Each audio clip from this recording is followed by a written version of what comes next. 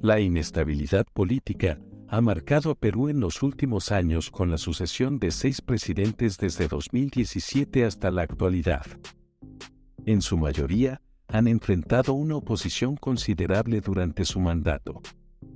A pesar de esto, la economía peruana ha logrado mantener una senda de crecimiento sostenido durante casi 30 años, con solo interrupciones ocasionales, lo que ha llevado a muchos expertos a calificarla como un milagro económico.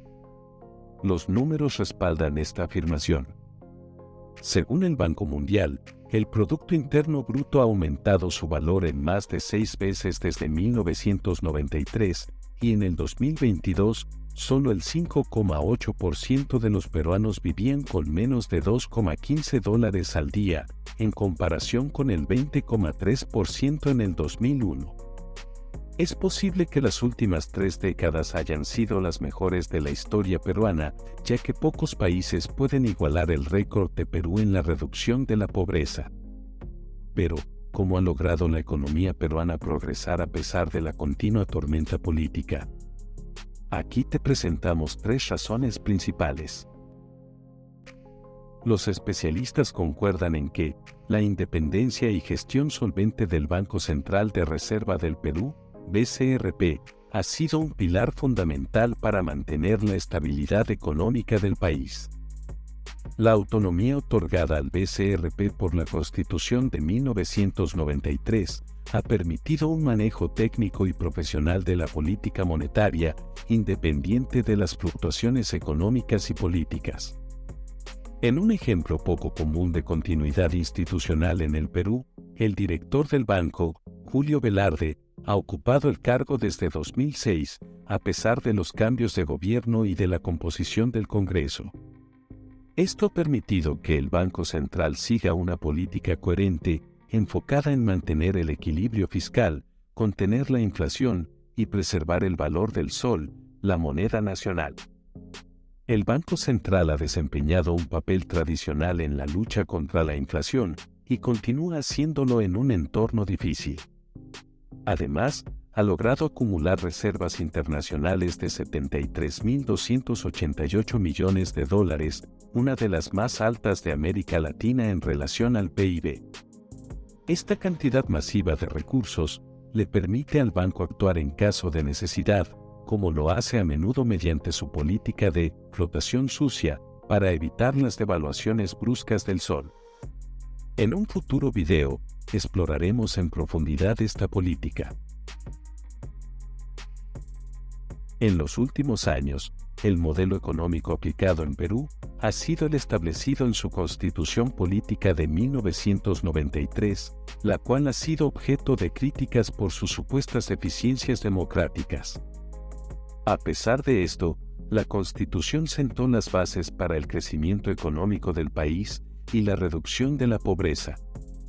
Uno de los pilares de la Constitución es el artículo 62, que impide la modificación de los contratos firmados por leyes posteriores, lo que ha dado una fuerte protección a las empresas extranjeras que invierten en Perú y ha permitido la atracción de grandes volúmenes de inversión. Sin embargo, los críticos argumentan que el trato con las multinacionales en la exportación de las materias primas, especialmente minerales, no es justo y piden un mayor poder de negociación para el Estado. Además, el artículo 79 establece que el Congreso no puede crear ni aumentar los gastos públicos, lo que ha contribuido al equilibrio fiscal. Durante los últimos años, la economía peruana ha experimentado un importante auge, gracias a la implementación de políticas enfocadas en atraer inversión extranjera y promover el comercio internacional. Estas medidas han impulsado la producción de bienes y servicios, aumentando el empleo y reduciendo los niveles de pobreza en el país.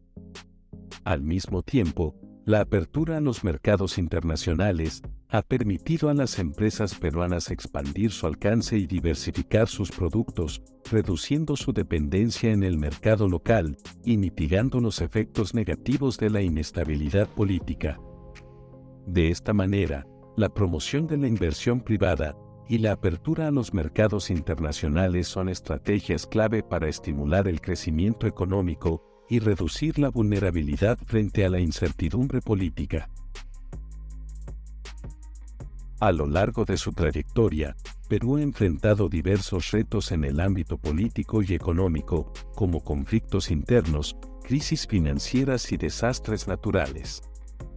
No obstante, a pesar de estas adversidades, el pueblo peruano ha demostrado una gran capacidad de resiliencia y adaptación, lo que ha permitido que el país se recupere y continúe avanzando.